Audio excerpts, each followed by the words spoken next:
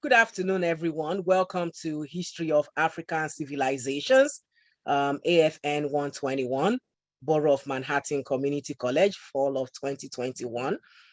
Today is November the 9th, 2021. And with us today, we have a guest speaker, a wonderful sister, coming to us all the way from the island of St. Croix in Virgin Islands. And her name is Senior Dr. Chenzira Kahina. And I've been fortunate to have her acquaintance for a couple of years now. I believe we met maybe about 2 years ago. And she was a guest speaker in this same class last spring. And we're fortunate to have her join us again today. Without any further ado, Dr. Shen, as she's fondly called, is here to give us a presentation to share some work with us today. And please, let's give her a warm welcome from New York City, from Borough of Manhattan Community College, from students in History of African Civilization. So let's welcome Dr. Chen. Hi, Dr. Shen. Welcome to the class. Dr. Shen, you have the floor. Looks as if you were bumped off. But I'm gonna hold the floor before she logs back on. So last year for this same class, Dr. Shen shared a PowerPoint presentation as well as engaged students in the discussion on the Nile River Valley. And also she is a member and belongs to the Smaitawi spiritual group. And she's the keeper of the Ankh for that group. And in this class, we've discussed on a number of times about the Ankh, the origins of it.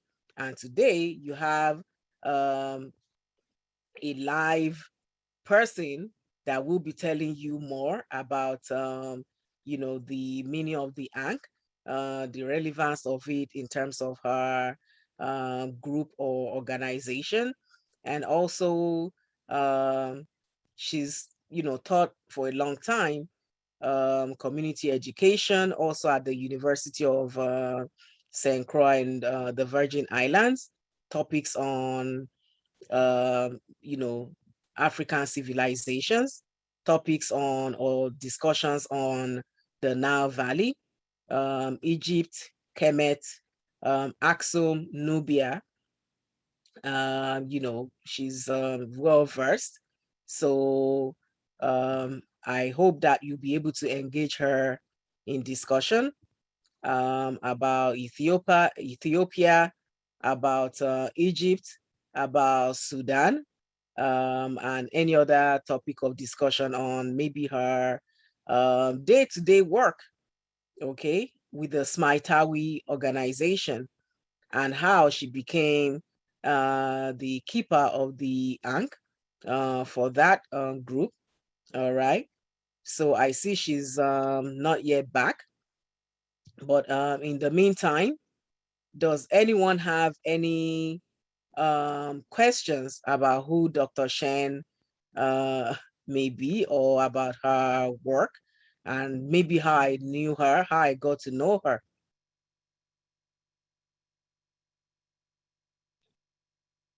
Okay, so no questions.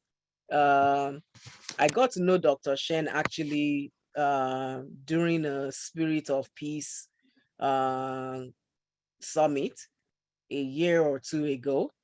And it was a meeting with diverse religious leaders from around the world to share and also to offer prayers from their various traditions, for world peace. So she came as a guest speaker to represent the Smaitawi organization. Shola is asking me if I'm a religious leader. Well, I do participate in a lot of faith-based interfaith activities, which includes numerous religious leaders from so many traditions. So maybe sometimes before the semester is over, I may do a presentation on some of those activities. But Dr. Shen is back. Dr. Shen, can you hear We me? hope so. We hope so. It was when you said all the way from the Virgin Islands and it went. Oh, no. I don't wish for anyone to think that that's a representation of the location. It's totally an experience regarding just internet technology affairs. And I'm very thankful, very grateful for the opportunity to once again join your course on African civilization. And students I need, and participants in general, it's very important that we operate with a tradition that allows for us to be very open-minded regarding what we have as preconceived ideas on African civilization, and especially just on that concept, perspective, the terminology related to Africa. It's very important from that vantage point, because there's going to be things that I will share that may be very, very familiar. And there are going to be things that I may share that may seem somewhat controversial, particularly since we are highlighting the illustrious, majestic, and most right honorable life, research, publications, and practices of Dr. Yosef Ben Yakanan, humbly and most respectfully regarded as Dr. Ben. And his tributes, his very extensive research in African civilization from a very African, indigenous, native perspective. And I'm going to encourage you to take note to that particular idea and framework in which I am sharing information about the Honorable Dr. Yosef Ben Yakanan.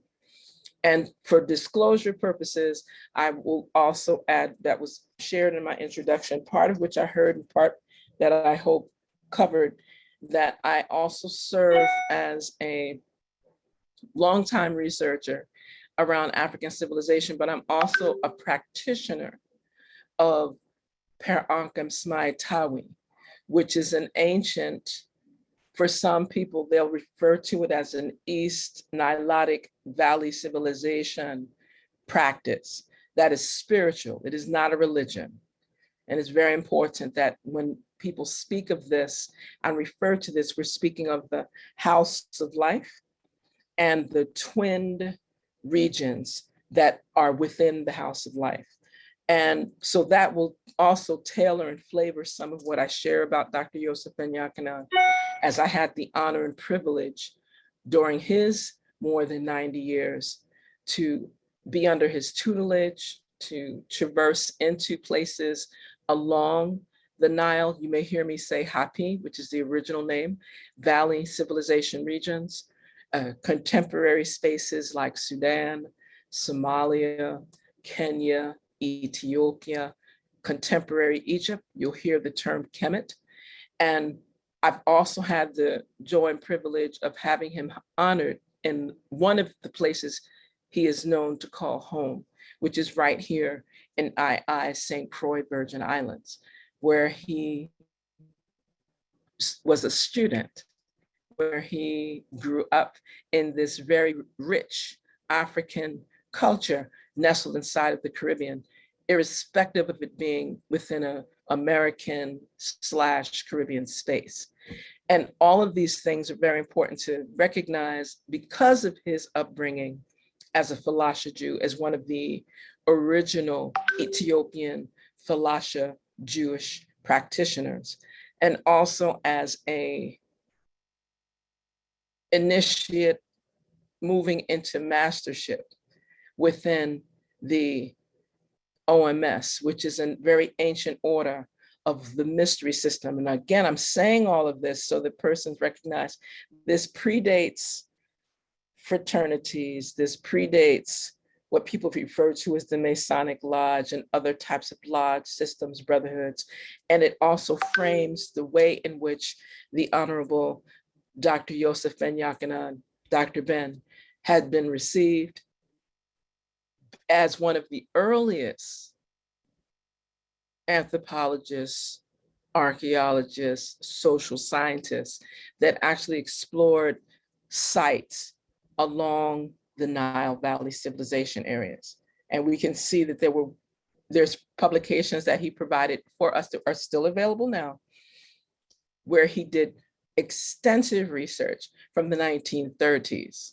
So just imagine, small frame, African man, very dark, one highlight, highly melanated, traversing through places like Egypt, Sudan, and just keep in mind 1930s, and then publishing, doing research, and making sure that the standards of excellence and intellectual rigor were in place. The reason I keep coming to that is so that when you are speaking, reading, presenting around African civilization, that you recognize that standards of excellence, intensive as well as extensive, navigate through the differences between intensive and extensive, research, your ability to share the research that you've given, and your ability to cite the sources of the research that you're given are very critical when it comes to presentations, lectures, PowerPoints, prezis, etc., videos around African civilization. One of the things I always like to do when it comes to speaking about Dr. Ben is I also like to highlight some of the publications, and I encourage you to take special note on some of the titles of some of his publications. And I pulled this particular list from a publication called The African Called Ramses the Great and the African Origin of Western Civilization. Now, he composed this particular publication in 1989. However, the research, the documentation that's inside this particular book is coming from his wealth of knowledge from back in the 1930s. So just keep in mind, this is more than 50 years of research that was compiled and put together. And I just want you to take special note to the titles. And the reason I'm going to utter them instead of just putting up the screenshot is because I want you to think, I need it to sink in, and then I want you to start to navigate the types of questions, the type of inquiry, places where you feel you could get more information about some of these themes that the Honorable Dr. Yosef Ben Yakinan prepared. We, the Black Jews. And it was originally published in Spanish because he was fluent in Spanish, because his mother was of Puerto Rican ancestry, right? And he spent much of his younger years residing outside of San Juan. And the original publication was done in 1938. I just want you to get the depth and the breadth of what was presented herein. Another title, The Rape of Africa and the Crisis in Angola. And now keep in mind that particular piece, obviously because it was around Angola, was prepared in English, but originally published in Portuguese. And that was in 1958. And it's really important to take note of these particular publications so that when we talk about African civilization in the context of the work, the research, the teaching, the publication of the Honorable Dr. Ben, that you can at least place a marker in regard to what element on that timeline around African civilization did Dr. Ben focus upon, because obviously his area of expertise in contemporary times, well, let me correct myself. In the 20th century, persons would have referred to it primarily in the sphere of social sciences, particular to history, certain amounts of literature, humanities, specifically archaeology, anthropology in the 20th century context, and they would use the term Egyptology. When it comes to moving into the 21st century, and again, remember in the 21st century, the research, teaching, publication began to be more prioritizing around practical deliverables, if you will, around the content around the theme, and it was more technical. So even the words like Egypt have become more shifting towards chematology or Hapi Valley civilization work. You may hear a person say Nilotic civilization research. And those are the areas that Dr. Ben was very proficient at. Another, and again, here are some textbooks that were published in New York, and I want to highlight that, and these were done in the 1960s. Africa, Land, People, and Culture, Southern Neighbors, and Southern Lands. And again, these were all prepared to really provide, again, in the 1960s, look at the year 1966, and remember what was going on in New York, the rest of the country, in the US and around the world in terms of a significant resurgence around African civilization, for some just Black civilization, for some Egyptology, for others just understanding the entire pantheon of African civilization and its contributions to humanity in a very revolutionary Black nationalist, if you will, framework. And there were sparks of revolutions happening all through the African continent, all through the African diaspora, that scholars like the Honorable Dr. Yosef Ben-Yakanan were at the center of. These were the libraries that we were blessed to be able to go and sit at their feet and be in their presence and just take note as they were speaking, as they were lecturing, even if sometimes they were very sharp, because some of us thought while we were studying in our colleges and universities that we were actually brilliant beyond measure, and we could question some of these elders because, we were in college after all, and we know how to analyze and engage and debate. And one of the things I'm very grateful for being around persons like Dr. Ben, and I can add to that list, there's Dr. John Henry Clark, Dr. Jacob Carruthers, Dr. Gabrielle Osai, there's many others around the globe that they guided us to understand that African civilization is changing how we perceive it, how we engage in it, how we show our respect to it, and how we hold it up to a level of excellence, more correct standards of excellence and intellectual engagement, so that when we're speaking of Africa, we're not speaking of Africa in a negative context, but in a very balanced, harmonious, respectful context as the grandparent to human civilization, period. And it's not a question, it's just a given, right? Some of the other titles, and this was during the time when Dr. Ben established, because this is something that you'll start to notice when you research and start looking at some of the materials around African civilization in general, inclusive of what you're using, some of the bibliographic references I've seen that your illustrious professor has provided for you just to give you guidance on African civilization. Many of these titles, when you start to read the materials and you look in the references, you're going to see some of these same names of African continental, African diasporic. You'll notice for the purposes of this lecture, when I say African, I am not spelling it A-F-R-I-C-A-N. And you'll hear how I enunciate African, A-F-R-A-K-A-N,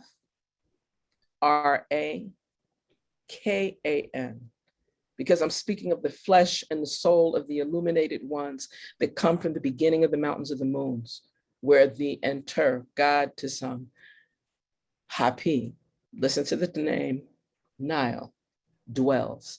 When I'm speaking of African, I'm speaking of that empowered space and those empowering contributions to civilization. And I say it unapologetically. And it's very important that, for those that may not understand that, we'll come to that a little later. But some of the publications, and many of these, I'm sure if you have not heard of them, it's just important to take special note. Black Man of the Nile. And that was originally published in '69, and it had different iterations because persons were typing this on the old-fashioned typewriters, which most people have no concept or clue of in 2021. So just imagine you didn't have the opportunity to do it in word processing and you're typing, and you have to make your first impression lasting, or else you're going to retype the entire page, the entire manuscript. Another publication is African Origins of the Major Western Religions. That was published in 1970. Africa, Mother of Western Civilization. That was published in 1971. The Black Man's North and East Africa, and that was co-authored with another elder, now ancestor, coming out of the Virgin Islands, Dr. George Simmons, and that was in 1972. One of the classic pieces that would help in some of the research that you are already engaged in and will allow for you to have a very wide breadth of understanding African civilization and its contributions. And I need to be very clear, it's practical, it's spiritual, it's educational, it's socio-political, and holistic contributions to human civilizations globally is this publication, Black Man of the Nile and His Family. So I'm going to pause there for a moment because that was originally done in the late 60s. However, the impression, the actual publication came forward in 1972. However, keep in mind that there are versions you can find now that are completely digitized. And some of those links I will share for free, depending on how you respond to some of the questions. So that's why I'm saying to you, it's very important that you listen. It's very important that you compose a set of notes that will help with our discourse towards the end of this lecture.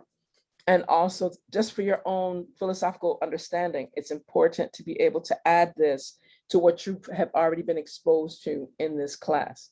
It's very appropriate that in 2020, well now 2021, that students around the globe have a more scientific framework in which to analyze, research, write, and hopefully publish around African civilization. I want you to really go deep when I say these particular things, because many times persons see African civilization as like a sidebar or not central to intellectual engagement and development. And that's so far from the truth, because all of the systems, all of the institutions, particularly around higher education, have their foundation and their cornerstone coming out of African civilization. And it's very important to highlight that. There's one that was very controversial, and persons have to this day continue to challenge many of the concepts presented by Dr. Ben, and it's called The Cultural Genocide in the Black and African Studies Curriculum. Notice it was an entire curriculum research and study. That was in 1973. And that became a treatise, more specifically, that became a guide for how any Institute of Black Education, IBE, any of the Black schools, the African schools concepts were developed around the globe. Of course, with ties right here in the United States. However, it influenced the entire forms of curriculum impacting and being used for people of African ancestry. All of this discourse around the International Day for people of African descent, the International Year for people of African descent, the International Decade for people of African descent, which, by the way, is still in progress. I would love to ask, by a show of hands, how many people in this class, just use your reaction button if possible, or flicker on your face and turn it off, are familiar with the actual theme for the United Nations designated International Decade for people of African descent. And if you've never heard about it, just say that. Just show of hands, please. And we're not using our reaction buttons. Never heard of it. Thank you. Thank you. You can put it in the chat. Thank you. This is very critical because this is going to help you understand why this discourse, this presentation around Dr. Yosef Ben-Jochannan becomes very critical. I'm going to, again, share a few more typos before I go into another area. The need for a holy Black Bible. And that was done with 3 volumes of research under one cover in 1974. Our Black seminarians and Black clergy without a Black theology. That was done in 1978. And again, he was doing a number of these publications under Al-Kabulan Books and Associates, with Al-Kabulan being the term in his research of the description of that area of what we now refer to as East Africa, Nile Valley civilizations. And you'll notice I keep putting up quotation marks because English is not all of our first language, yeah? And even though it's a language that we're using in discourse and conversation around our work, our work and study, it's for the purposes of that being the language that we all can agree, at least for the moment, that allows for us to understand one another. However, certain terms, terms like Black, that has a lot of meanings to people. Terms like Africa, the traditional way it's spelled, A-F-R-I-C-A, different meanings to persons. Some persons think that Africa, the continent, is one homogeneous space and everybody just gets along and everybody's the same. And you've got thousands of languages, much less sub-languages. You've got significant differences in culture from the north to the south, to the east, to the west, to the central, and all in between. And then you have this different layering of socio-political influencers that impact how African civilization looks pre, quote unquote, BC era, because there was a pre, and in our contemporary AD. I don't know, and persons forget that. And some persons tend to see African civilization only through one lens. And when you say African civilization, people like automatically go into a space of enslavement and colonization, not recognizing that African civilization for millennia, thousands and thousands and thousands and thousands and thousands and thousands and thousands and thousands of years was uninterrupted. And so that's what part of this research, some of this phenomenal work that scholars like the Honorable Dr. Yosef Ben-Jochannan contributed to. And of course it was seen as controversial. And of course it was challenged because it was very ancestral and ancient, new to them, but not new to many of us that were just able to understand the resonance in which the work that he prepared was delivered. One of the publications I mentioned, The African Origin of the Major Western Religions, has been republished. And like I always tell persons, you want to get the most recent version because even the typesetting is easier to read. However, for those of us that looked at this work earlier, thank you for those links that are being shared, Dr. Remy. And it's important that we recognize that. You want to look and understand, what does this United Nations designation of international people, the International Decade for People of African Descent, IDPAD, what does that have to do with African civilization?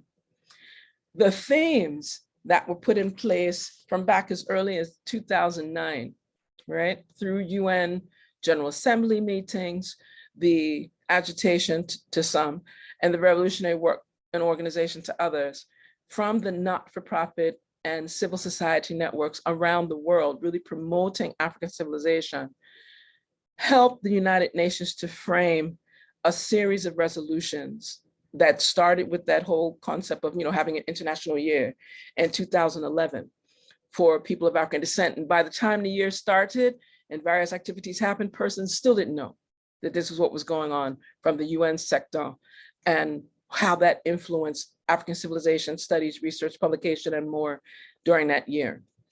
Granted, there were a number of other things happening around the globe, the customary terrorism, the customary exploitation, the customary public health crises, etc., that persons just did not get to focus on an international year for people of African descent.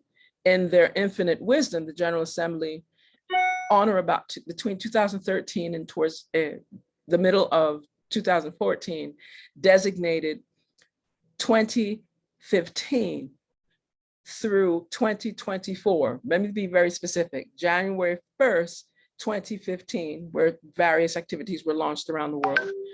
And it is to conclude December 31st, 2025.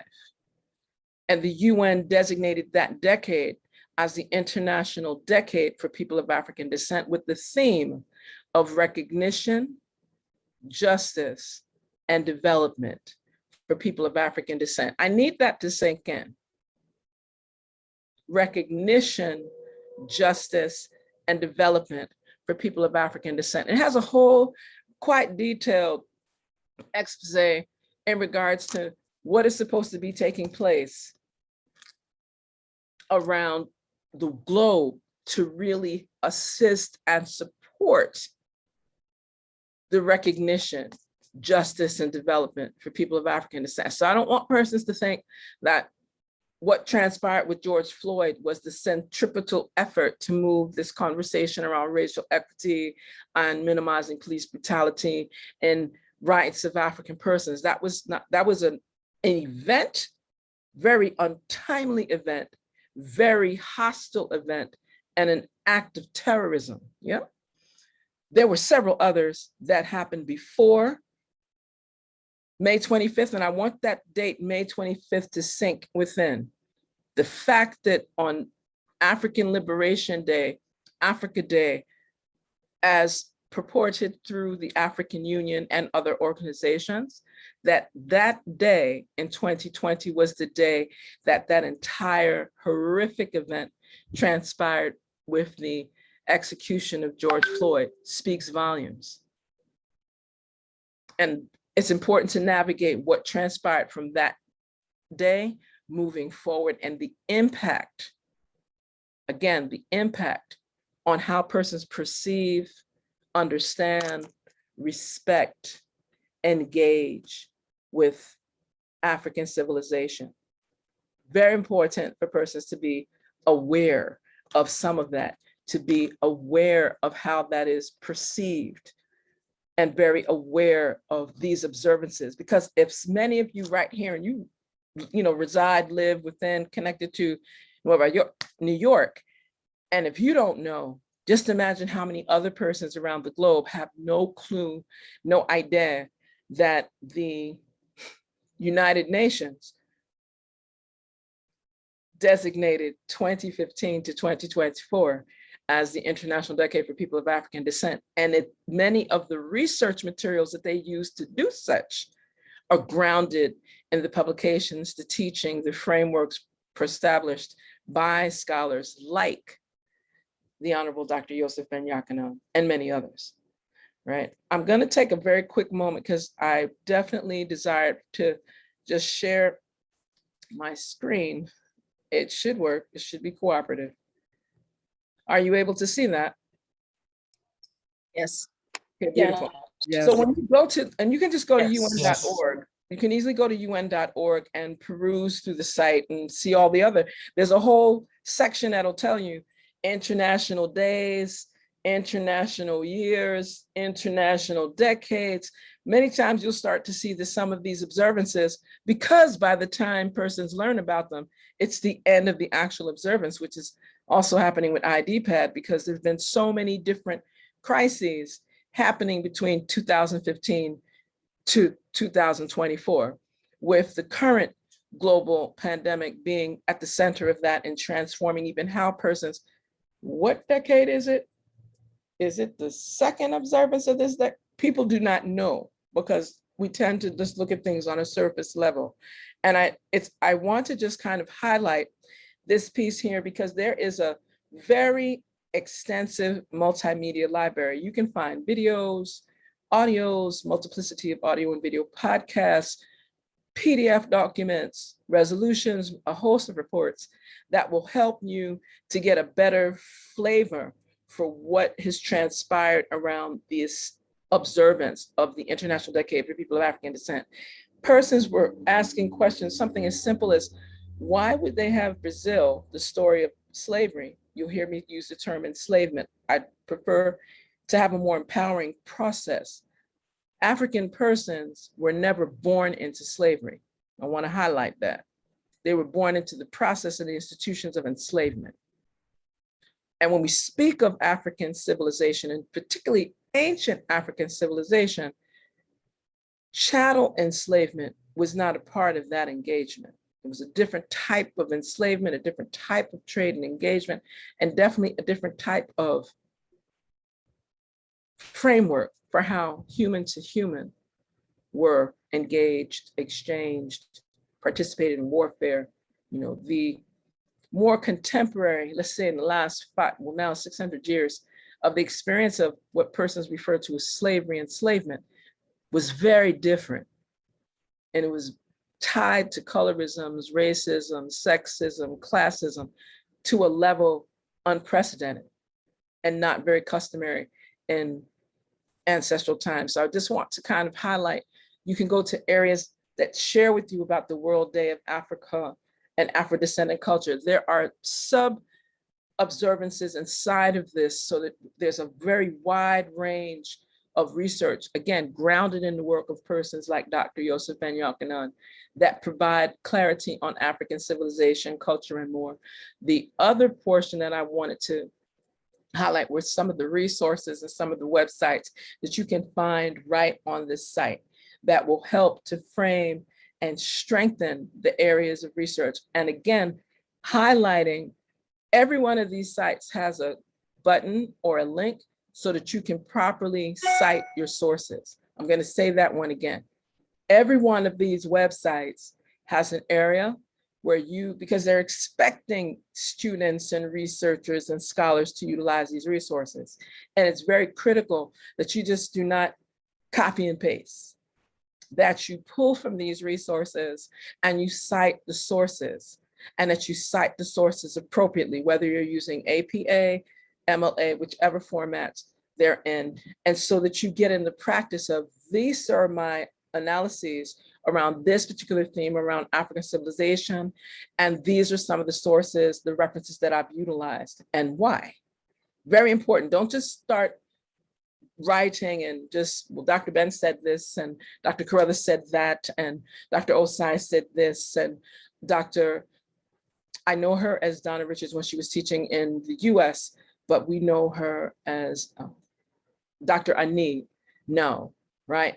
Phenomenal social scientist, unprecedented research around Yurugu. If you're not familiar with Yurugu, let me put that in the chat very quickly.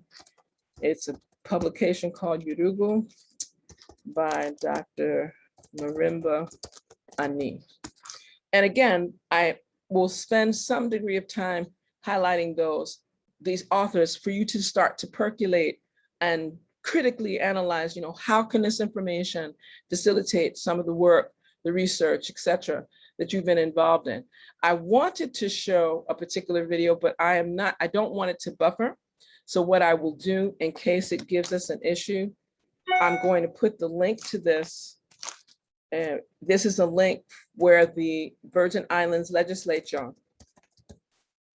honored Dr. Yosef Ben-Yochanan. And he was granted a very esteemed recognition on behalf of the people of the Virgin Islands. And there was a significant amount of research. We were very fortunate that he, again, advanced in his years, but he was still alive and amongst us. So we were able to deliver this resolution, share that with him while he was still in the living. Because, many times we wait until persons have become ancestors and then we just praise them posthumously forever and ever and ever. But while they were living, we did not really engage. And that seems to be the call letters for those persons that contribute to this civilization work. I'm okay. you know what, let me come out of this because I don't believe I put sharing sound. And I need for you to hear portions. If you have any questions as I keep going though, please put them in the chat. And if you do have a question that you'd like to be part of the presentation, which I'm open to, please just alert Professor Dr. Remy.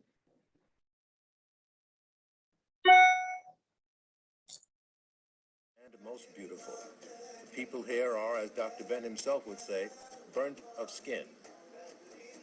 On the afternoon of our arrival on a sailboat called a felucca, Dr. Ben unfolded the story of the ancient civilizations of the Nile. According to a great high priest of ancient Egypt by the name of Hunefer, Hunefer, he wrote a papyrus. It's known as the papyrus of Hunefer, the paper of Hunefer. He said, we came from the beginning of the Nile, where God happy dwells, at the foothill of the mountain of the moon. There are two places in Egypt, in Africa named Mountain of the Moon. One is between Ethiopia or Kenya and Tanganyika, called Kilimanjaro, means Mountain of the Moon. The other is in Uganda, Rwenzori. It also means Mountain of the Moon. Has lectured widely on both sides of the Atlantic. His theme, the ancient civilizations of Egypt.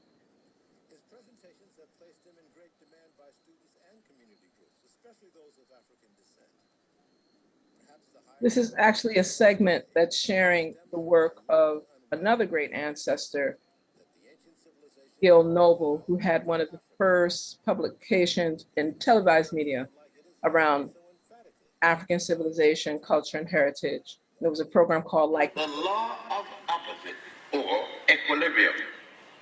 In other words, for anything to be balanced, they believed that it had a central point, a point of balance, and there were the extremities of both sides of that point of balance, whether it's up or down, and if it was diagonal, it equally was balanced on the hypotenuse. The ancient Africans along the Nile, as a matter of fact, saw their spirituality being scientific, for they based it in the logic of mathematics. Not mathematics coming from religion, but to the contrary, the opposite. That what you call today religion, an organized body, an organization for the benefit of spirituality, and we don't even see it that way. The ancient Africans did not use that term. It is strictly European and Asian and certain groups of Asians who have carried their concept, their theosophical concept, into organized religion. As organized religion came in, there came the corruption to spirituality. I just wanted to take a moment there so that persons could, and again, I put the link so that you're able to, thank you very much. That particular video is pulling some of the extracts from tours that Dr. Ben led in contemporary Egypt, United Arab Republic, more accurately known as Kemet. And he was doing these historic heritage and scientific research tours for decades, like literally for decades, from taking certain groups and certain scholars from the 50s coming forward, all the way through, the concluding years when he was unable, just physically unable to take scholars and groups to different areas, to different temples. Part of the footage that you were saying, and it was just important for you to just get a visual of the expansiveness, going to these pyramidal sites, going to the various temples and literally walking inside of them. And again, in the 21st century, there's many more limitations. In the 21st century, there has been so many restorative construction projects on these respective sites. The color of the persons that are being depicted has changed. The nose structure of the ancestral beings in these areas have been altered. The language of the meta nature, and you'll hear persons speak of the hieroglyphics, and the term hieroglyphics has a very different connotation, because anytime you start to speak of Egypt or the Book of the Dead and these types of things, people do not understand the wealth and the richness of even these publications, like the more correct term, coming forth by day into light. Notice the difference. If you see a book and the cover says the Book of the Dead, you might not be as interested in looking into that unless you know the background of how persons present things so that people do not go into those areas of study. When you look at the Egyptian Book of the Dead, many of the translations, whether it's by Budge, Nicholson, or others, you will see that when they translate those terms from that ancient language more accurately than Meta Nature, not hieroglyphs, because that also brings another connotation of enslavement and anti-godliness and a whole lot of other negative connotations. We want to look at these things in their more accurate African civilization groundings as presented by scholars like the Honorable Dr. Yosef Ben-Yaknan. And we need to call it by its proper name, the Pert Emhru Emger, coming forth by day into light. See, that cover, you might be a little more interested in reading and studying, and then understanding that that particular publication is showing you the trod, the journey, the spiritual experience of an initiate understanding, more correctly, understanding, more accurately, living a life, moving into light, honoring the Most High, Mother, Father, Creator. Very different connotation, very different than just seeing something to the effect like the Egyptian Book of the Dead. It's just kind of takes you into a Halloweenish type of construct and takes away from the truth, justice, order, reciprocity, balance, divine righteousness, and harmony. Get those terms: truth, justice, order, reciprocity, divine righteousness, harmony, balance. All of that, all 7 of those terms, to simply speak of an African civilization grounding concept of Ma'at. Really important, very different. And that's the core of many of the works of the Honorable Dr. Yosef Ben-Yaknan. I want to share a particular quote from the publication that, as I'm sharing with you.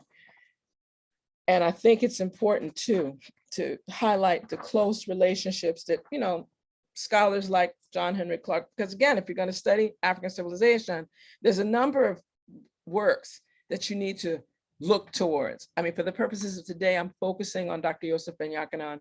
However, Dr. George Simmons, John Henrik Clarke, Dr. John Henrik Clarke, Dr. Jacob Carruthers, Dr. Marimba Ani, there's contemporary works that have been done around African Nilotic Valley civilization by Professor Anthony Browder. You know, there's Mario Beatty, there's a notable list of scholars that can provide you with information. You have Neb Karaheri Shetapahiru, who actually studied in those temples to share, and I want to highlight that, under the tutelage of Dr. Yosef Ben-Yaknan, translating what's on these temple walls in African civilization spaces, right? And then prepared a treatise on the Per-Ankh as an ancient knowledge system coming out of Kush, Nubia, Kemet. Very different than just saying, oh, I saw we're going to study Egyptian civilization and we're going to look at the Nile Valley and we're going to start from King Tut and come forward. Because by the time they got to King Tut, that was like during the declination, maybe say it better than that, the decline.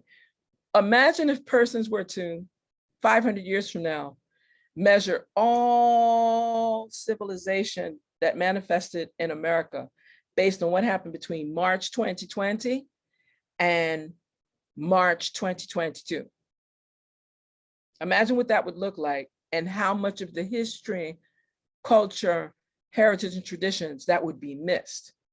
And just looking at this thread for let's say 2 years in this space called the United States of America. That, I need you to think about that. Okay, let's come back into our 2021 frame. That's what has contemporarily been done when it comes to African civilization. Persons look at like one space, one tread. They don't look at the millennia upon millennia upon millennia of civilization, building, tribulations, challenges, negativities, positivities, and then develop a comprehensive lineage of what transpired. They'll look at one period. They might stop in Sierra Leone 1994. That wouldn't be a good story to tell of internal civil war and strife that completely ignores the richness of African civilization, buildings and culture and traditions and kingdoms and queendoms. I want like us to make sure it wasn't always the king that ruled, right? In places like Sierra Leone or in places like Nigeria. Don't just measure African civilization on what you see in 2021, because you would be missing out significantly on what has transpired in these African spaces. If you're talking about African civilization and you do not know anything about the physicist, engineer, historian, social scientist beyond measure, beyond compare, Dr. Sheikh Anta Diop, originally coming out of Senegal, then that means we need to have more discourse on these types of things. His name, La Otra.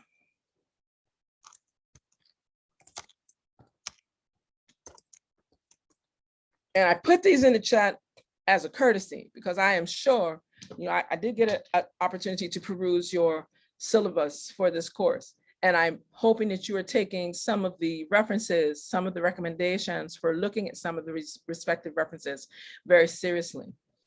It is critical, I'm going to keep saying it, it is critical that you take time to review some of this information and to use these resources. You can use them in any discipline in your classes, whether it's for humanities, social sciences, physics, marine studies, the arts, nursing, medicine, engineering, any discipline.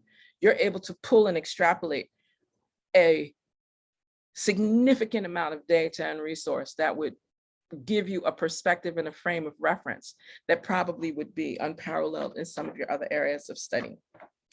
I want to use a particular piece on retrospect that Dr. Ben provided. And I am hoping that you're crafting your questions. Okay, let's see. I'm looking for a question, but I don't see one. So I will just close with this particular piece, and then I have something I want to share with you all. Oh my.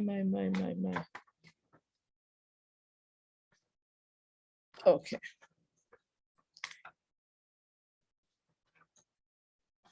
You heard Dr. Ben make an utterance in the very short video around we came from the beginning of the Nile where God Hapi dwells at the foothills of the mountain of the moon. And he made mention, and he spelled it out, that is a teaching that comes from the papyrus of Univ, Hunefer. Very important papyrus, is also used as a precursor to understanding ancient Kemetic Nile Valley civilization, and it's so that you can have a better understanding of how to include that, how to envelope those civilization studies, etc., in contemporary times. There's also a reference to the Rosetta Stone. That seems to be another marker where persons are utilizing. That's why I chose for my background today to use the Dendera calendar, which is considered one of the earliest renditions of a calendar system. And not only a calendar system from month to month, right, with everything following a lunar rhythm, but also the symbiology that's inside of it to some mythology around what people refer to as astroscience, astrology, and keeping in mind astrology, interpretation of planets and planetary bodies by humans versus, or I should say, complementary to, that's more correct, complementary to astronomy, the actual sciences linked to the planets and the bodies, the celestial bodies surrounding these planets and the impact on humankind, right? That dendera that's in back of me gives you all of that. So all of this Aquarian age, Piscean, so-and-so, Sagittarian, this, that, and the other, those are the Greco-Roman vernacular for those signs. And there are also Kemetic or more ancestral African terminologies for each of these movements between lunar cycles, from new moon to new moon, from full moon to full moon. And we can start to bring in other African civilizations in addition to what Dr. Yosef Ben-Yakanan highlighted around the Nile Valley, and bring that up across the Sahara and go across the Niger and speak of all of these other civilizations like the Dogon and their high priest societies amongst the Hogan that literally saw what we think is a big thing now of Suppadet and Star Sirius and the North Star. But these Africans were seeing these celestial entities without any support from NASA, without any telescopic equipment, but through very trained, very experienced viewing, vision, and natural sciences. That's what African civilization gets us an opportunity to highlight. So I wanted to use the piece on Ramses, but I realized that just in terms of time, I don't want to introduce something that I cannot complete. So I'm going to share a piece on architecture. When we talk about architecture, and it's really important when we speak of African civilization, that's one of the areas where persons get to see the types of construction, building sciences that are still marveled at in 2021. Some persons are still trying to figure out how the pyramids have survived for millennia upon millennia upon millennia. Persons look at the Sphinx and are still navigating how to explain, why is it the head of a man? Why are there paws of a lion? Why the body framing of a lion? What does that represent? And archaeologists, anthropologists have shown that where they thought that this celestial construction piece, wonder of the world, was designed within the last 3,000 to 4,000 years, which is interesting. It actually goes back more than 10,000 years. Because again, that's what I love about science. The carbon dating, pretty accurate. What the type of soil sampling that has been researched, pretty accurate. So it's showing that there was human presence and engagement in African civilization that predates what some persons feel only happened 6,000 years ago, or 6 days to some, yeah? And it's very important that we look at that. Abu Simbel was not only used for the worship of the god Hra Horaketi, but equally for the triad, the god Amun-Hra, the goddess Mut, their divine son of the sun, the god Khonsu, and the man in the light of God. I'm going to say that again, the man in the light of God, or what do we say? The image and the likeness, Ramses II. The flexing of Temeri's powerful political and economic might in Nubian territory was well calculated by Ramses II in his planning, for it certainly served as the center of an economic concentration controlled depot where Nile Valley merchants all the way south from Pemwet, Aksum, Meroe, Ta-Nehesi, Ta-Seta, and southern Nubia met to negotiate with their commercial equals of northern Nubia and also southern northern Temeri. I will venture to theorize that Abu Simbel was the greatest and most important engineering project by May and Ramses II in securing his reign among his fellow African monarchs who shared the sacred waters of the River Nile. It demonstrated the engineering know-how of Ramses II, also Temerian ingenuity in general, and equally provided a springboard southward to Pemwet in times of military agitation. And I shared that particular quote from Dr. Ben's work, as I mentioned earlier. This is coming from the African called Ramses the Great, II, and the African Origins of Western Civilization. And it was published by Dr. Joseph Ben-Jochannan in 1989. And I just wanted to put these things out first, because we can easily sit here and go through a slideshow of pictures. It's just very critical that you begin to frame, how does this information help navigate what you are preparing as part of your presentations, your PowerPoint engagements for this course. And I'm asking for your questions, so that I'm hoping you're asking a question that will allow me to provide an answer that you can integrate into what you're going to present for your professor's final presentations, your coursework between now and the end of the semester. All right, so with that, I'm going to take a moment, I'm going to breathe, and I'm going to ask you, so tell me what you heard. What did you get from what has been shared thus far? It could be anyone, but I would really appreciate if you would show your face, because all I'm seeing are the rectangular boxes with these beautiful names. Please, let's put our video cameras on, please. Thank you. Do like I do, throw on a head tie, put a shawl over you. Be prepped. And have your questions ready for Dr. Chen. She's come to join us all the way from the Virgin Islands. And it's still working. Give thanks. Give thanks. I want to say a special greetings to Dr. Freeman. I didn't see that you were there, so it's an honor to meet you in this virtual lectern. It is my pleasure. I'm here writing notes. You are amazing. Thank you. I hope that these students that are on really cherish this moment. Thank you very much, Dr. Thank you for joining us, Dr. Friedman.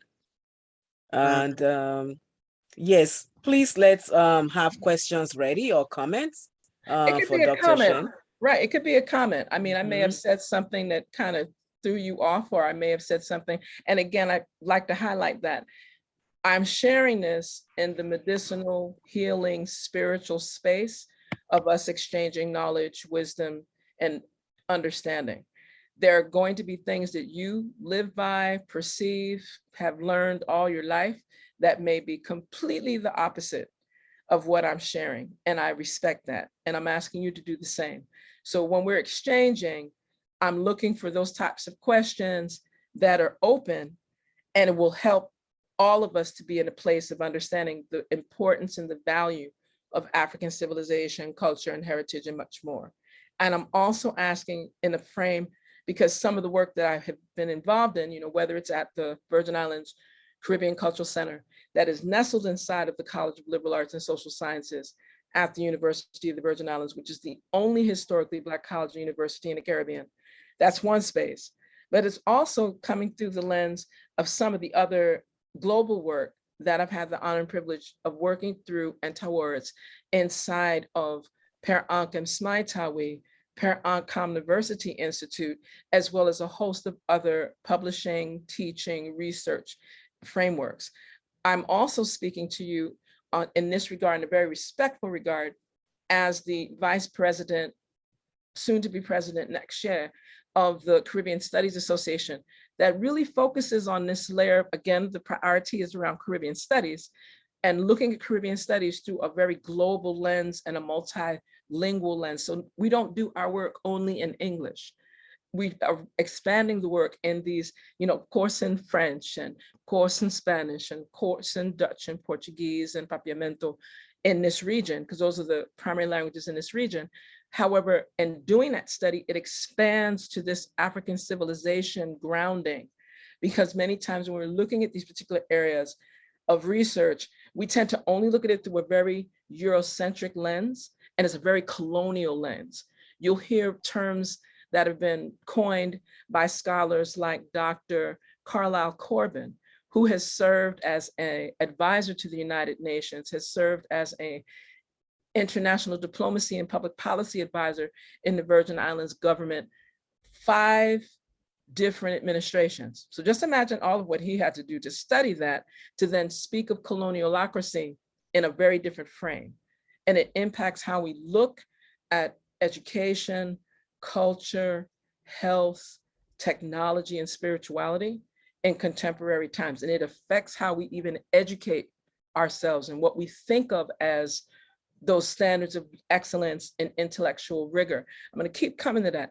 When you're saying what you're saying in your papers to your professor, if a professor ever tells you, I don't understand what you're saying, what's the other term? Ambiguous, vague. Or what's the other term? What are your sources? Or even worse, did you write this?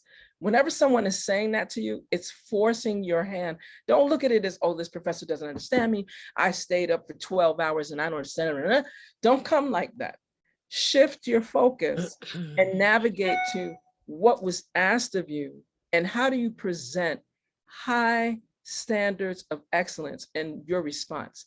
If you give a professor trash, the grade will be lower than an F. Did you get that?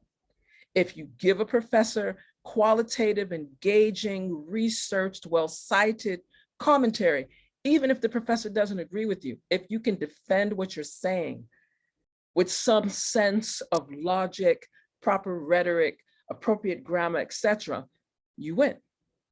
That's what African civilization and the studies therein are about, sustaining standards of excellence. Okay, share the question. Sarah, are you going to verbalize it or I have to read what you put in the chat? I'm at work, that's why I'm not talking. Oh, understood. We will read them. No, we do not want to interfere. We want everything to be perfect. We want you to keep your job. I have a question for my paper. Did chattel enslavement only start with the Europeans? That is a very loaded question because in most research, I like to use the work that's shared by Dr. Sheikh Anta Diop, and I would have to pull to find a particular piece that's shared by Dr. Yosef Ben Yakinan to answer that response.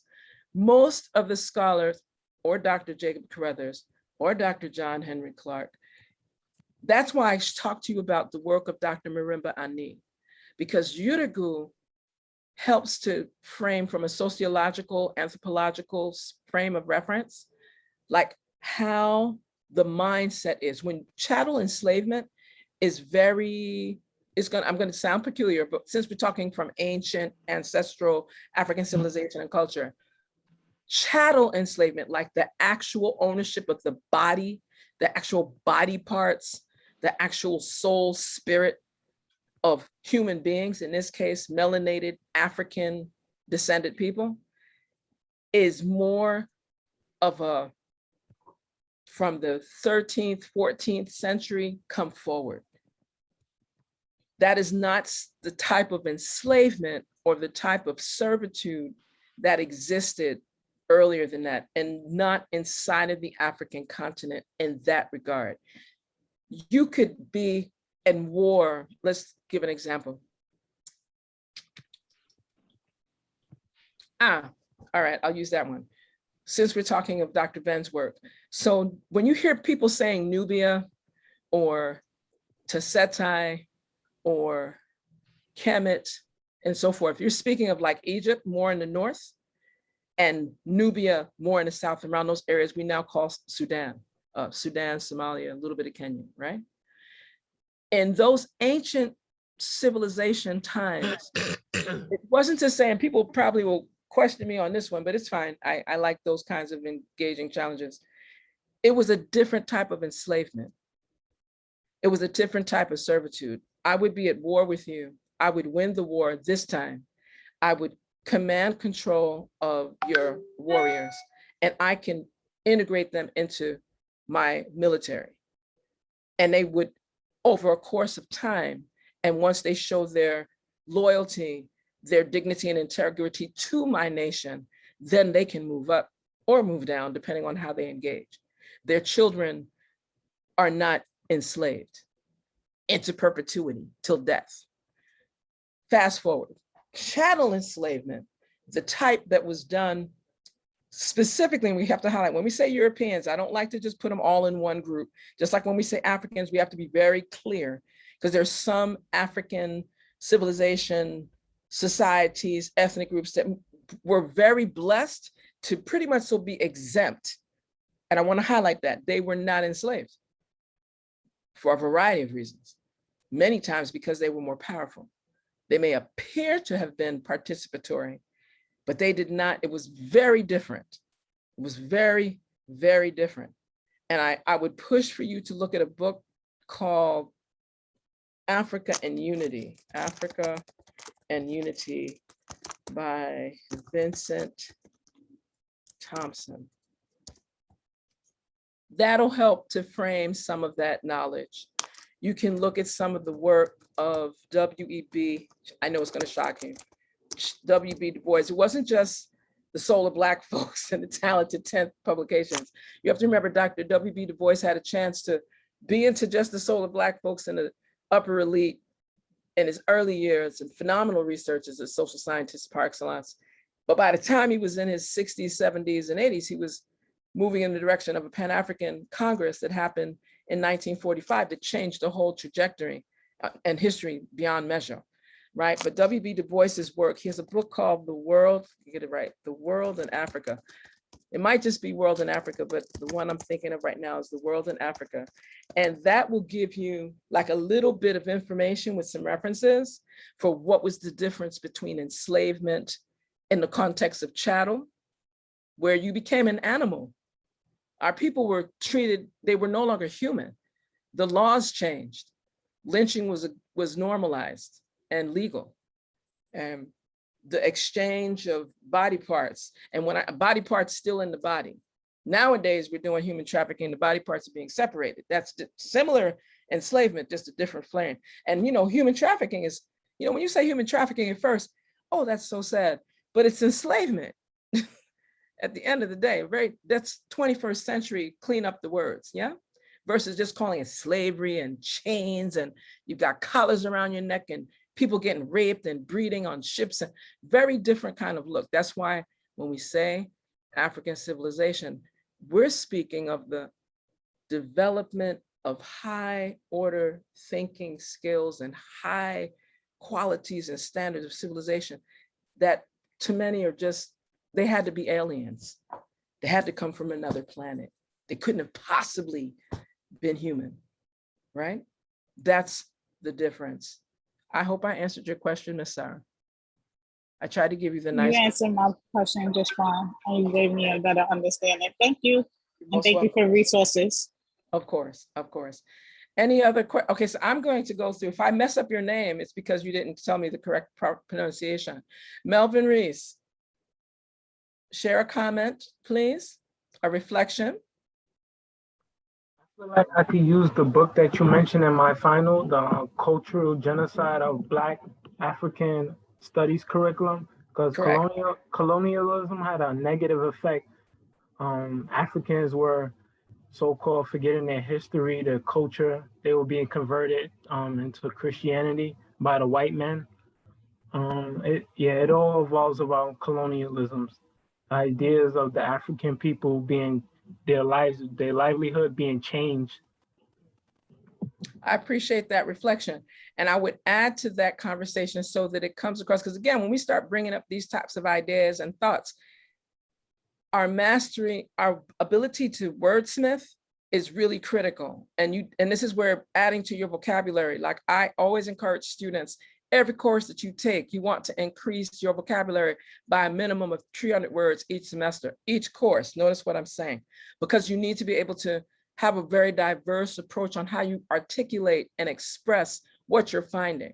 So even when we say things like colonialism and or the impact of Christianity, you need to be very specific, because the concept of the Christ, the Kerast, I want you to get that very clear, comes out of ancient African civilization.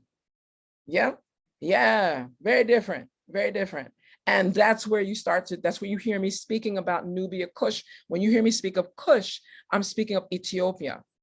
And that whole lineage of the Orthodox Ethiopian Black Church is grounded in Christian, as we know them now, values, systems, and structure. But it's coming from a very African-centric perspective.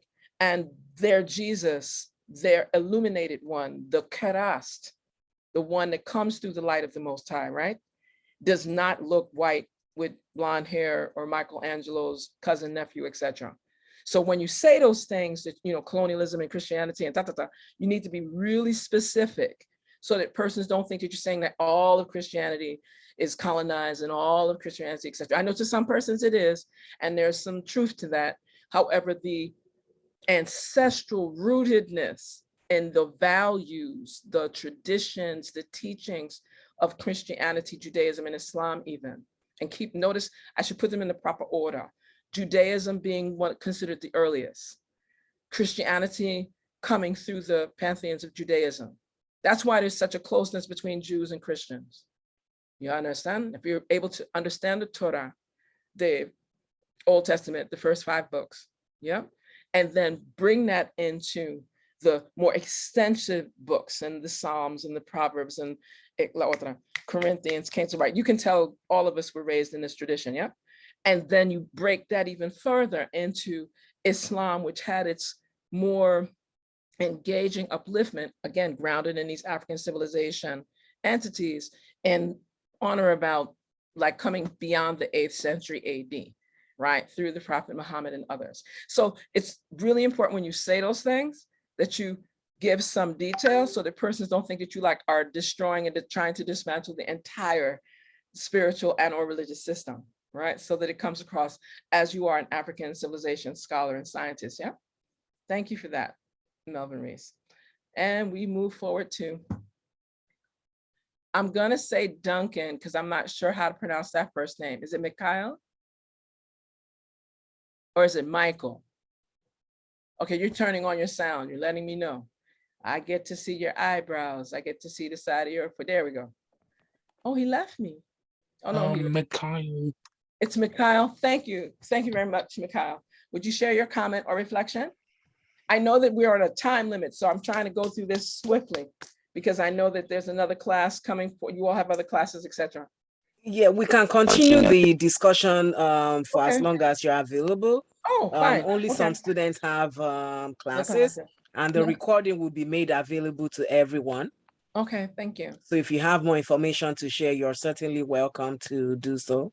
You know, I could do this all day. So I just all day, I know, right? I'm navigating with the students that have like specific questions so that you can at least, I'm giving you an opportunity to kind of glean over what we shared today and to be able to highlight some other areas that would be supportive for the research that you're doing for this particular class, and also things that you can extend to other classes that you're taking as well. Because that's the intention when we speak of African civilization, is to have the breadth and the depth of understanding and the resources, or at least the links to the resources, so that you can begin to peruse and glean over those things and use them as they're most appropriate in your work. You know, one of the questions I didn't ask, so please ask the students to just email me what are some of their intended majors, because that would have framed some of the things I could have highlighted on Dr. Ben's work as well, right? Okay, is it Liquana? You need to turn on your sound. Yes. Oh, okay, wait a second. Okay. We can't hear you, but we can't hear you. Oh, they're so expressive, but I can't hear you.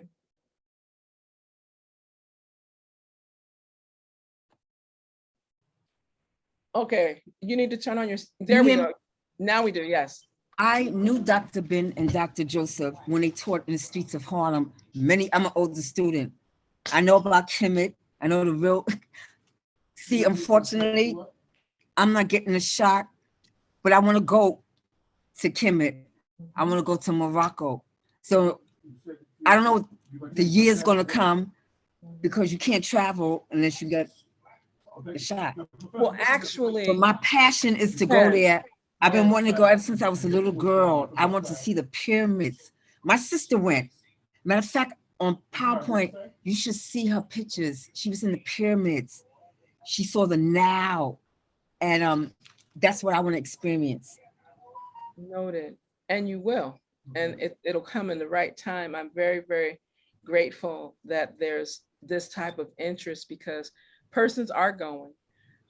The traditional forms of going, it just requires more time because of quarantine requirements if you choose not to get the vaccine.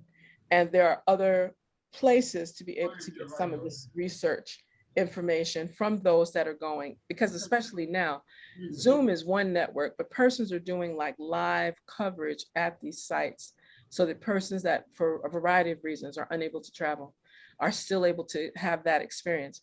That was one of the reasons why I always encourage persons when I was sharing that short video on Dr. Ben. It's important to look at the work of persons like Gil Noble. One of the things that the Like It Is series did was it was, you know, I went to school with some of Gil Noble's children. So it's like we have this ongoing, right? So it was like, that's what helped to frame my ability to be engaged and being more diplomatic. Cause I was just like fire, like you're not teaching me and I need to know about my, right. And we, you know, Professor Noble was the type, especially with that, you know, and then being grounded in the Jamaican culture, grounded in Caribbean culture, the way that we engage, it would be like over supper, over dinner, over usually food, engagement. So persons could actually practice how to have this discourse around African civilization, culture, and heritage, and not have, you know, not to say we didn't argue, but he and other elders at that time helped us to be able to craft, you know, what do you need to study? Don't come talking to me about that you want to discuss African civilization and you have not read anything since our last dinner meal.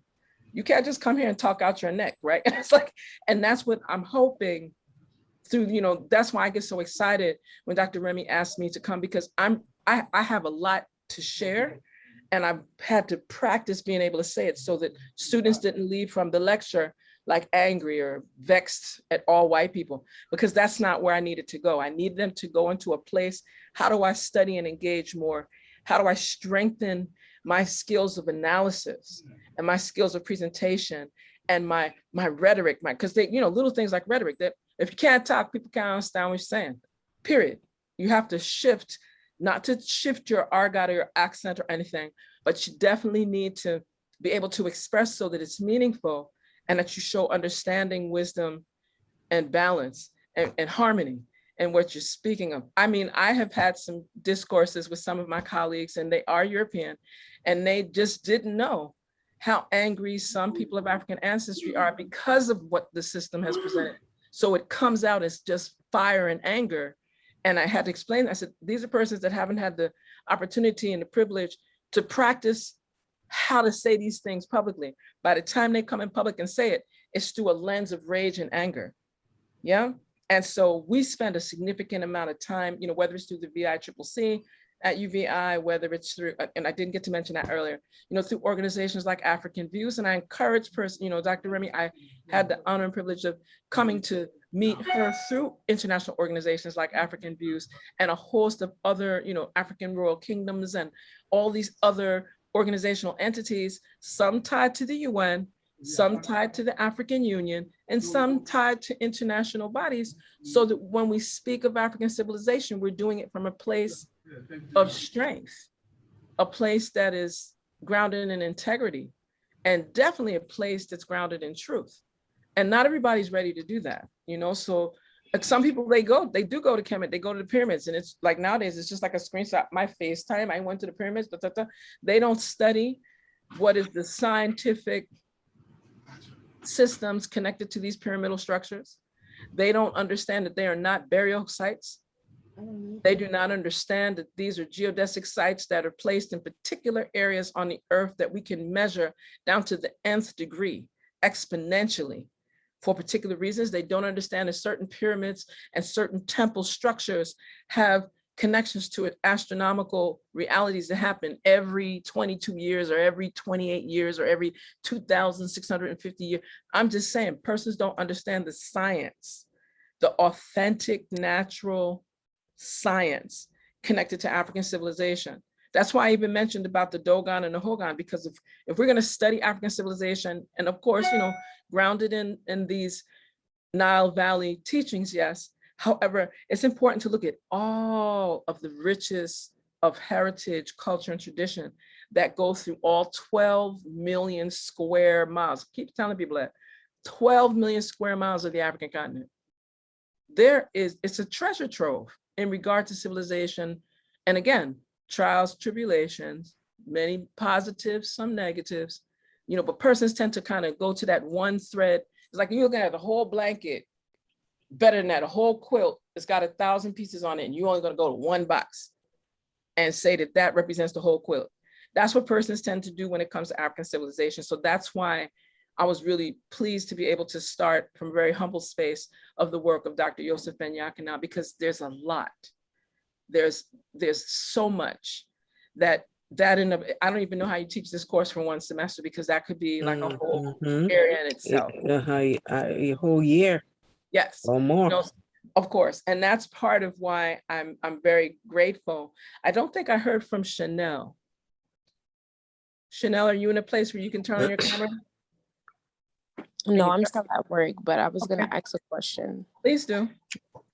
I was gonna wait until you was finished. I'm never finished. That's what you got to understand. You could go on for all day. So you just share with me your question. Okay. Well, my topic that I'm studying is about necessarily Nubia and Kingdom of Kush. So I just want to like ask a question, like, what other resources, and I know I should know this, but besides like the internet, I would just like to know like what other books I can like go find like in a library that can like heighten my paper. Okay. One of the things I'm going to suggest first is that you come up with a question, and I'm sure that the professor already did this part, so I'm just repeating, I'm just part of the choir. When you speak of Nubia and Kush, you're going to also find yourself starting to talk about a space meta way. And you're going to start looking at a very balanced matriarchal, matrilineal lineage that's going to help you get a more focused question. Just saying Nubia and Kush can be, you can't even do that for a dissertation, beloved. You want to navigate a question around Nubia and Kush, so that way you can, your research, your work will be able to help you to, as you answer, it'll create that paper. So it's good to kind of develop a thesis statement of what is it that I'm navigating, you know. Matriarchy in Nubia in the pre-dynastic era is going to be explored in this paper. Whatever, I'm just giving an example, it doesn't have to be what I said, but whatever is of interest to you. The development of the circle of the scribes, the priests, priestesses, etc., will be examined during the legacy of Queen Nefertari. You want to make a statement, a question that's going to allow for something that you can answer in the, you know, I don't know if this is a 5-page paper, you can do that swiftly, or if it's a 20-page research paper or whatever it is, you want to have a question so that you can actually, this is my review of the information. This is what I am planning to share in my research presentation. These are some of the key points that I will highlight. And then, you know, you have an area where you detail and summarize how that's done. And then you get to a place of conclusion and highlight. This is a 1 thread and a 1,000 thread count sheet. That's what you're trying to get across, because it's very rich when you speak of Nubia, Kush, because it's going to, again, we're using the terms that we know, but it's going to start to use terms like Ta-Nehesi. You're learning about the different cities and the different governing bodies in each of those cities when you start talking about Nubia, Kush, Kemet, etc. Right? One of the publications, the one that would help, is Pre-Colonial Black Africa and the African Origin of Civilization, Myth or Reality, by Dr. Sheikh Anta Diop. I mentioned him before, but you can Google from that name. And those 2 pieces spend a significant amount of time helping you to understand not so much the distinction, but what was transpiring in pre-dynastic era before the leadership of Namer, 4240, right, BC, so that you can understand the differences between Nubia, Kush, Kemet, etc. And that may be something that you may want to just focus on. What is Nubia and how is it perceived in the 21st century? That's something that you can do probably in, comfortably in 15 pages. And I'm saying 15 pages, so let me see, 250, 500. Yeah, give or take 5,000 words, right? I don't know what your limits are. Is there a particular, I should have asked that question. I didn't go over that, Dr. Remy. Is there a particular requirement that you're asking of them in this piece? For the final paper, well, from the midterm to the final, should be about 5 pages, but for everything from the beginning of the semester that they will fine tune would be 10 pages. Oh, wonderful. Okay, so definitely you want to have a question so that you can keep it within that framework that the professor has established for you. And you'll be surprised on the types of pieces. So if you look for, did I put that? I probably did not.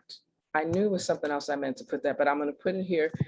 Professor Dr. Remy will be so kind. She will share my email. I'm going to give you my personal, just so that you have that as well, or speaks@gmail.com, just so that you have that because sending it to Speaks, that one is going to go to my YouTube page network.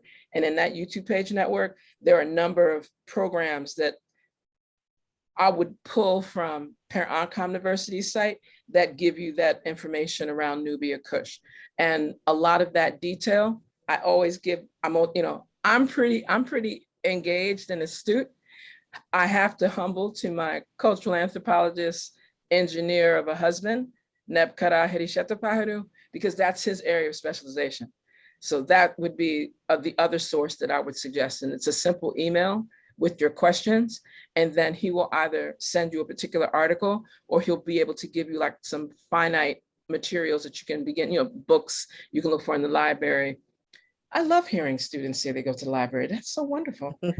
That's wonderful. Oh, that's just reinforcing, but perfect, right? The pre-colonial Black Africa, because that's going to help you to understand. And, Dr. Diop is one of the most thorough scholar, again, an ancestor, very thorough on the distinction between what transpired in contemporary Egypt, what transpired in contemporary Sudan, Somalia, Kenya, and what transpired in contemporary Ethiopia.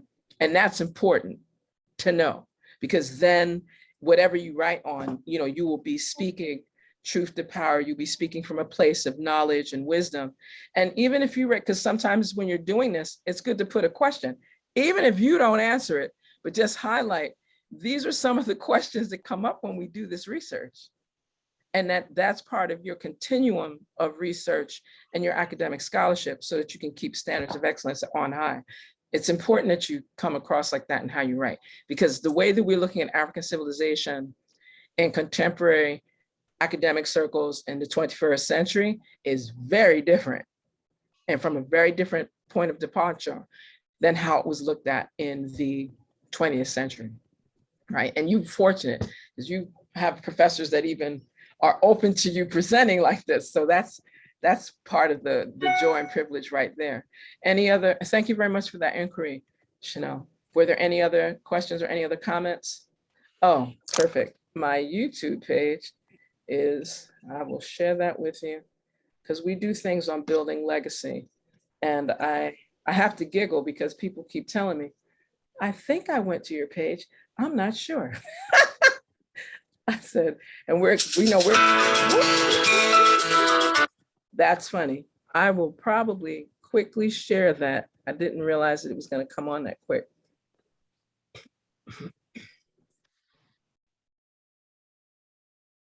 So this is part of the work that we've been expanding to. Well, it's self-explanatory, it's 26 seconds.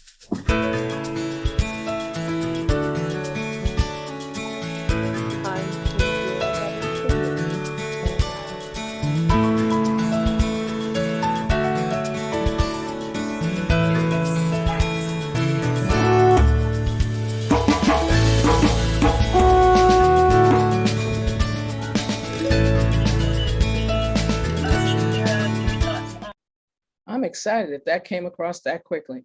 Mm-hmm. So that's one space where you're able to see some of the things that I'm doing, like more in a contemporary setting. But more importantly, I'm interested in once I get a series of questions, there's different online workshops, programs that I can connect you to so that not only myself, but some of my colleagues, some of my spiritual comrades are able to share some more detailed information. And then there's a host of other pieces. I mean, there's Nile Valley Civilizations by Tony Browder that gives you an overarching understanding of Nubian culture, Kemetic culture, and Kushianu culture. There's works by Dr. Mfundishi Jehudimes, who I'm sure you, if you're in New York area, I'm sure you've walked by his stand between 125th Street and La Otra. Yes, yes, I know him. Right, and I'm just saying, you know, these are persons that are like walking libraries. That's and right. in his case, he can also sell you the books because That's he right, yeah. has a multiplicity of publications around the Kemetic, Nilotic civilization pantheon. And I think it's important to know that you have that resource literally right in front of him. Of course, he's going to try to market certain things as well to keep you engaged. And he's doing these courses ongoing. And you have right in the area, I need to stop calling it Chinatown, but that's how I know it, Chinatown. By the bridge, you have Baba Haru Ankara Samaj Sepata. I mean, that, and all you need to do is make an appointment, and that's like a walking library, a literal sage right in the midst. I mean, this is a seasoned elder who has been in this legacy, living the legacy, making his living within the legacy for more than almost 60 years now. And he's still amongst us and strong and moving forward. I would not be, this is the OST Speaks YouTube page, but I also speak of Dr. Mfundishi. There's a book that he has called Spiritual Warriors Are Healers.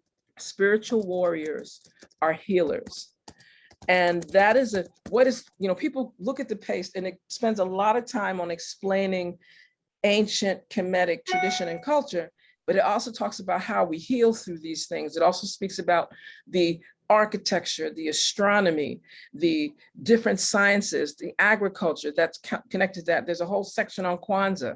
So persons understand that Kwanzaa didn't just start with Dr. Maulana Karenga. And, people are, we tend to, in the 20th century, somebody creates something, we coin it after them.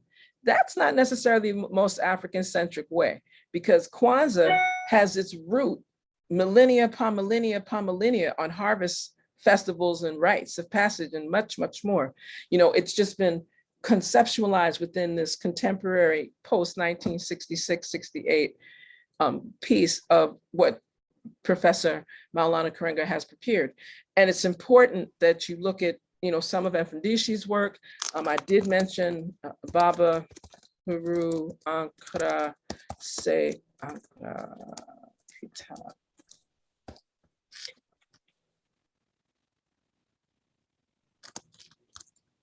And there's a story to that. And this is at the shrine of, I'm saying shrine, but the name of the business is Studio Pata.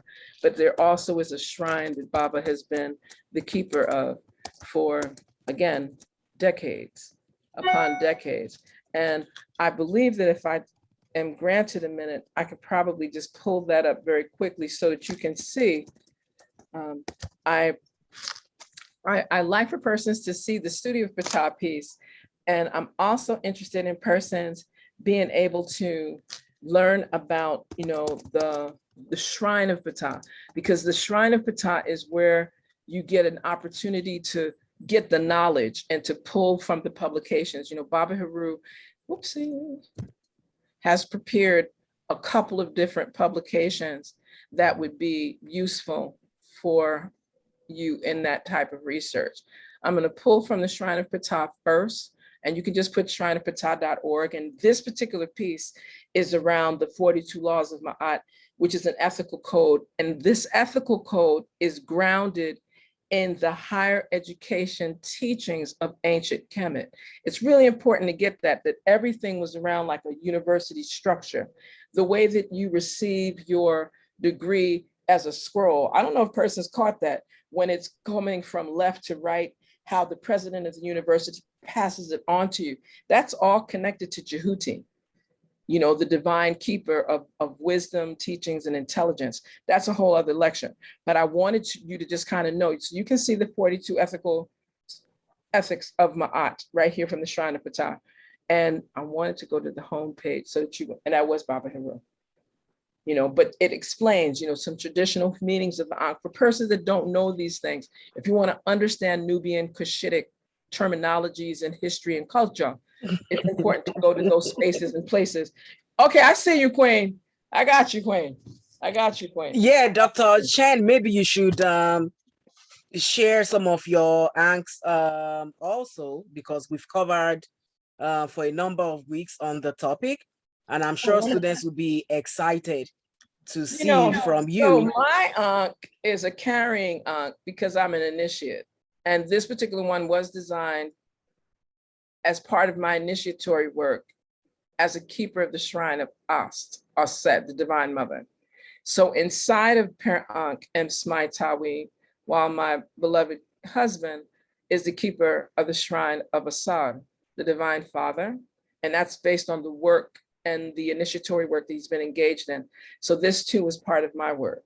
And I'm very honored, very, very comfortable, because this is what allows me to then do these other pieces in this intellectual academic space, because I do spend significant time in terms of the research, the publication, the teaching, and overarching engagements, so that it's not like just this kind of, kind of fluid, just kind of out here engagement, but that we're actually bringing truth to light and power and strength that's grounded in truth, justice, order, reciprocity, balance, divine righteousness, and harmony, those principles of Ma'at, and keeping that in the balance, and being able to converse with sisters and brothers that may not be in this walk of life.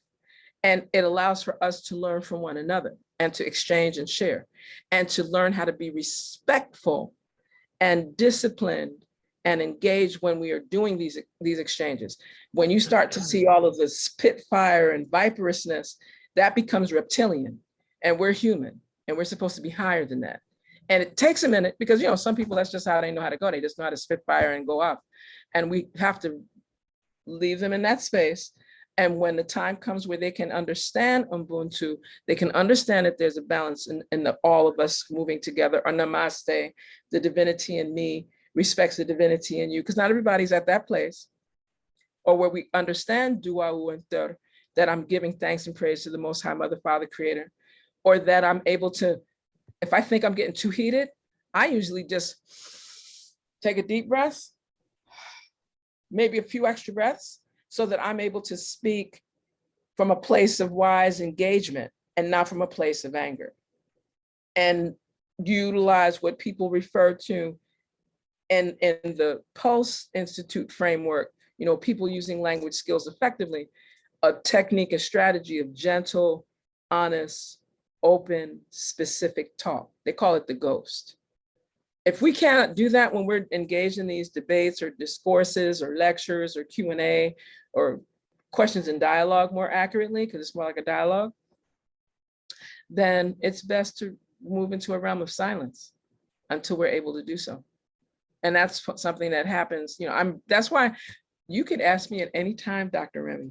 I am so pleased and honored to even be invited, because you could have picked anyone, and I'm sure you have a number of guests that come, and to give me this opportunity to share with your students, your fellow, your colleagues. I'm very, very grateful. I'm very, very thankful. And I'm looking forward to more opportunities to keep sharing. I don't know, maybe we can get a publication together out of this, if you're up to this. Yes.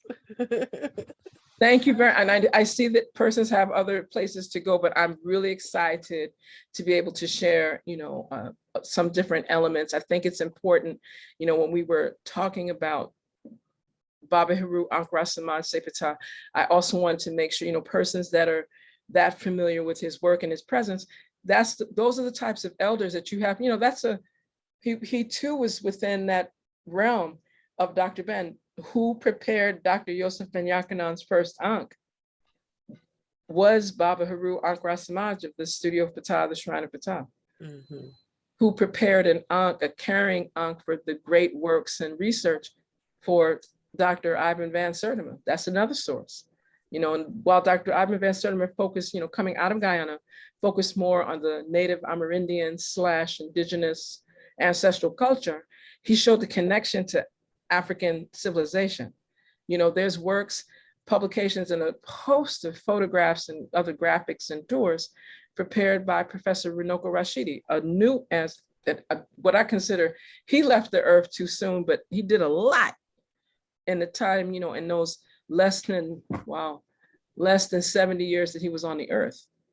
So anything by Runoko Rashidi, Dr. Ivan van Sertima, I've already mentioned, Dr. Marimba Ani, Professor Anthony Browder, there are a number, and I'm speaking specifically on those that go into like ancestral, ancient African civilization and culture. I mean, there's many others that could be added, whether you look, Dr. Professor Mfundishi Chutimes, I mentioned Baba Haru, and I speak of the Shrine of Ptah because what Baba Haru has done with the Studio of Ptah is he has compartmentalized how you actually begin to walk and carry these sacred symbols within the work that you do and how you need to understand these symbols. And I think it's important that you'll see Andrinka, so persons were like, oh no, he only does Kemetic symbols. No, all of these African ancient civilization symbiology, the myth teachings, the wise sayings, the legacy builders are highlighted. And you can go to that site and just get like a very basic, again, if you want more detailed information on Andrinka, of course you would go to more engaging sites. But here you're getting an idea of the symbiology, what the names are, what the descriptions are, what the basic meaning are. And these are things that we don't realize when you wear them, when you have them in your home as art, when they surround you, then you begin to empower, your mindset shifts, your intellectual strengths are enhanced, your ability to engage in wise counsel, teaching, and more are enhanced.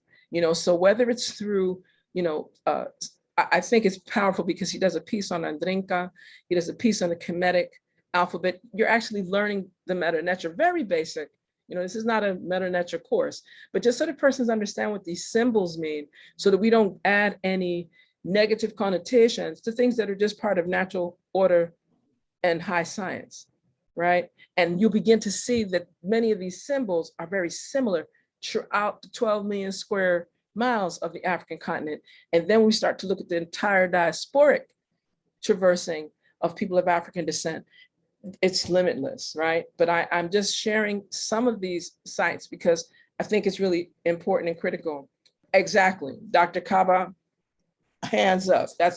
And again, and he's giving you like, he spits fire and he just like, oh, nonstop, pure fire. You're absolutely correct. And again, these are persons, in this case, they're still here. And, with the others, you're pulling from the publications and, various literature, but some of these elders are still here. And you have even some young scholars that are bringing forth powerful reference materials, resources, so that you can have a stronger point of departure when you're doing research papers for, your respective classes, et cetera. And even the presentations start to shift. So you're helping me to motivate myself to some other areas of study and engagement, right? I'm working on a piece now on the power of women during the legacy of, that's gonna be a rough one, but it's okay, of Nefertari, because many times people are, we can, like even today, it takes a minute to be able to, Dr. Nateri Nelson. I mean, there are a large number of women that are doing research in these areas. It's just that those aren't the names that click, click, click. It's kind of like, we remember Marcus Garvey, Malcolm X, maybe Sojourner Truth and Harriet Tubman. Some people forget Madam, C.J. Walker financed, she, Ida B. Wells. These were some of the Mary McLeod Bethune. They were the money women behind the Universal Negro Improvement Association, African Communities League. And most people don't know that. We just remember the men. Marcus Garvey we would have never known the greatness of Marcus Garvey's work had it not been for the connection to African civilization, teaching and publication by both of his wives, his first wife, Amy Ashby Garvey, who took his work and that teaching around the globe, literally into Africa, into Asia, all over the planet and throughout the Caribbean. And the work of his second wife that actually published his work, you know, Amy Jacks Garvey. And we forget that, you know, that we have all these powerful women doing this fantastic work. And we just remember the men. So I'm, you know, and you want to be gentle and delicate when you write these things and publish these things. I don't want anyone to feel like because I'm definitely not in the challenge of the brothers. I think that it just should be welcomed and engaged so that we can have these discussions around astronomy, agriculture, arts and sciences to govern the universe, you know, and architecture in a way that the cosmogony of African ancestral ancient civilization is inclusive. You know, when we speak of ancient African, ancient ancestral African, Nubian, Cushian, Kemetu heritage legacy, when you start to see that, you'll see that we're saying the Ankh legacy. Ancient ancestral African, Nubian, Cushian, Kemetu heritage legacy. Very different place of departure than just saying we're going to talk about the Nile Valley and what took place across the Nile Valley and how important Tutankhamun may be Hatshepsut, but most persons don't go to Taharqa. Most persons don't look at Namer or Menes. Persons don't really look at the power around Ramses the first, second, third, or Nefertari, or some of the other rulers, you know, because that's another piece that Dr. Ben's work really helps with, you know, giving you a chronicle of the legacies of the dynasties. And when a dynasty was losing its effectiveness or where the people were in need of a new dynasty, then it would shift, sometimes very peacefully. Sometimes people were sent into the ancestral realm earlier than anticipated, right? This is just, that's part of the course. It's very engaging. It gives us an opportunity to really expand the work to the highest level possible. So I'm really grateful to be able to share, you know, some of these pieces. I know persons probably were like, well, she didn't do a slideshow. I'll send it to you. Because I think it's important that you get the information first and then begin to unlock the connection to the particular temple sites and really go as deep as your intellectual engagers allow you to be able to receive, you know, the most progressive, the most positive experience, and really learning to respect and sustain integrity and the discipline that's required to study and restore respect for ancestral ancient African civilization. So thank you again, Dr. Remy. Yes, you know, Dr. Shen, last year you came 2 times. So the second time you were able to share the PowerPoint, but right. Yeah, so it's a wonderful presentation. You know, the opportunity to actually learn from a scholar, get all these resources. One of the things we also discussed at the beginning of the semester and also periodically throughout the course of the semester is that resources are not easily or readily available. So when we have, you know, individuals or groups who have centers that we can go to learn, or individuals that are willing to do community education, it's very important to actually recognize their efforts. So I want to thank you so much for gracing our class with your presence.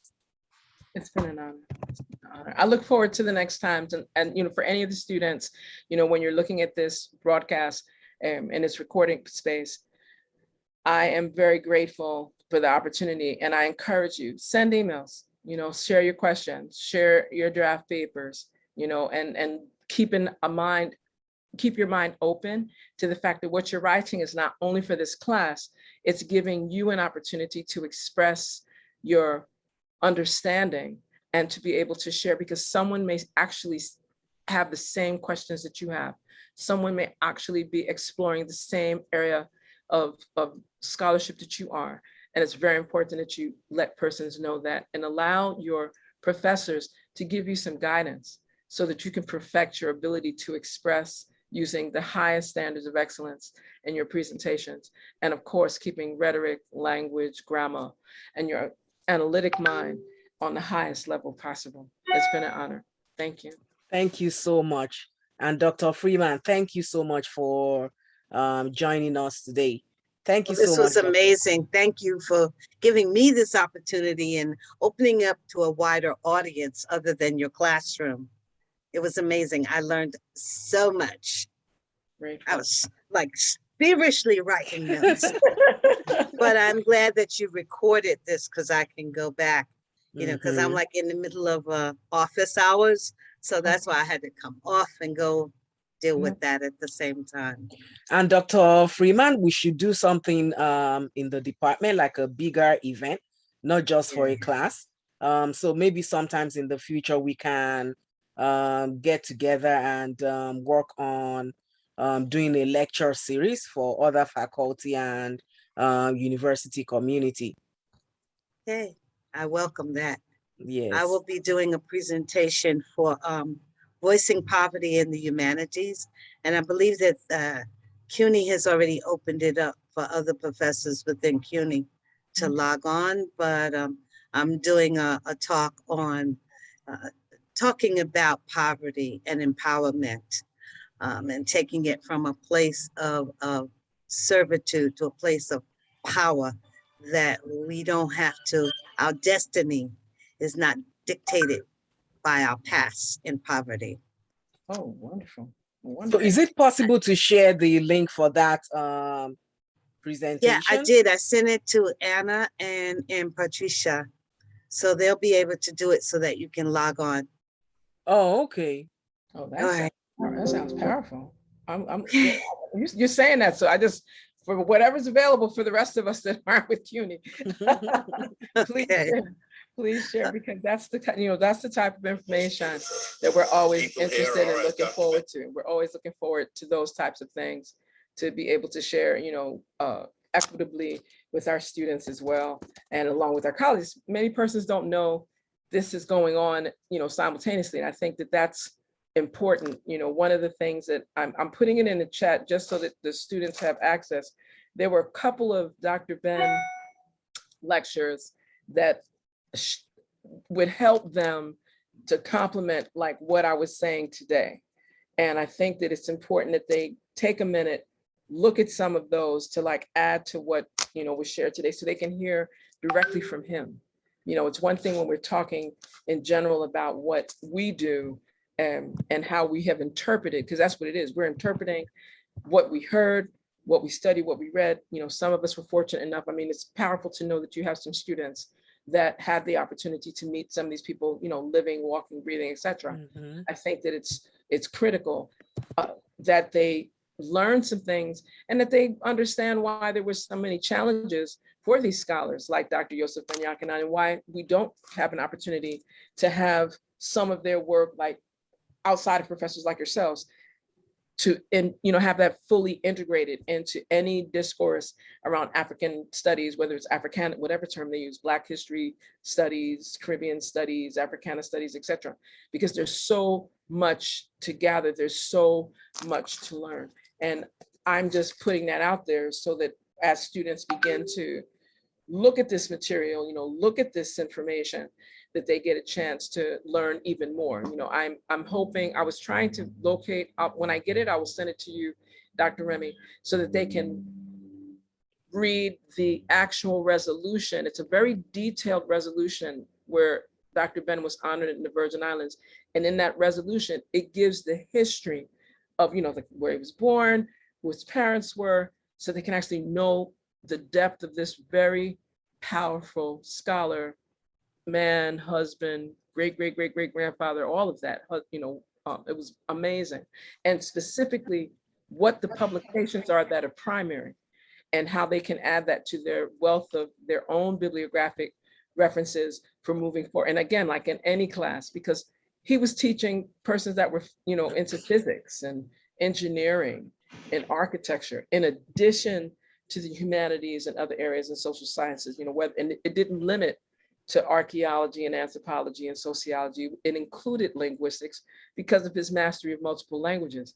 And I think they need to know, this is just one, and there's a bazillion others that we don't tend to explore that would help them to just not only do your 5 to 10 page paper, but to be able to begin to strengthen their critical thinking skills and to really understand that what we're giving them is a different layer of appreciative inquiry and project-based learning that allows for them, yes, you do this paper for Dr. Remy or for Dr. Freeman, but then I can expand on this when I go into another course so that by the time I get to my senior year, I have an actual thesis that I could actually strengthen, defend, and publish.